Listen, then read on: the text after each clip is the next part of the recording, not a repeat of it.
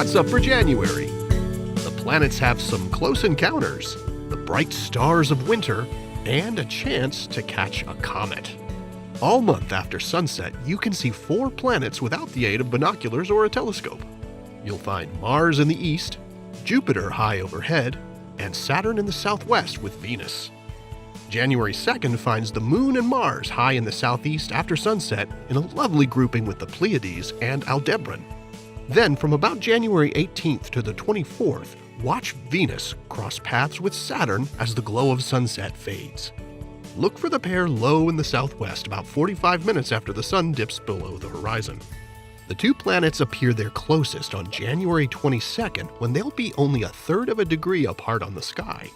You'll be able to capture both of them in the same field of view through binoculars or a small telescope. On the 23rd, the 2 planets are still only a degree apart and will be joined by a slim crescent moon.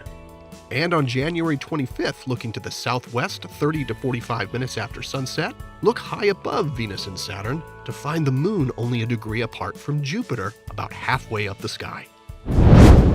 January nights are filled with bright stars.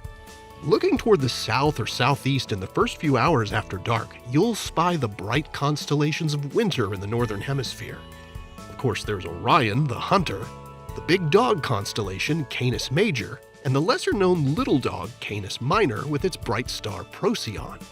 And Y-shaped Taurus, the bull, includes the bright Hyades and Pleiades star clusters. And just east of Orion, you'll find the bright stars Castor and Pollux, which form the heads of the twins in Gemini. Make sure you take a moment to appreciate the beauty of the January sky, which more than meets the definition of star-studded with so much to marvel at. A recently discovered comet is now passing through the inner solar system and should be visible with a telescope and likely with binoculars.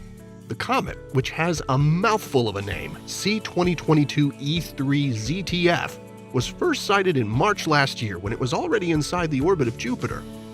It makes its closest approach to the Sun on January 12th and then passes its closest to Earth on February 2nd. Comets are notoriously unpredictable, but if this one continues its current trend in brightness, it'll be easy to spot with binoculars, and it's just possible it could become visible to the unaided eye under dark skies. Observers in the Northern Hemisphere will find the comet in the morning sky as it moves swiftly toward the northwest during January. It'll become visible in the Southern Hemisphere in early February. This comet isn't expected to be quite the spectacle that Comet Neowise was back in 2020, but it's still an awesome opportunity to make a personal connection with an icy visitor from the distant outer solar system. Here are the phases of the moon for January. Stay up to date with all of NASA's missions to explore the solar system and beyond at nasa.gov. I'm Preston Dykes from NASA's Jet Propulsion Laboratory, and that's what's up for this month.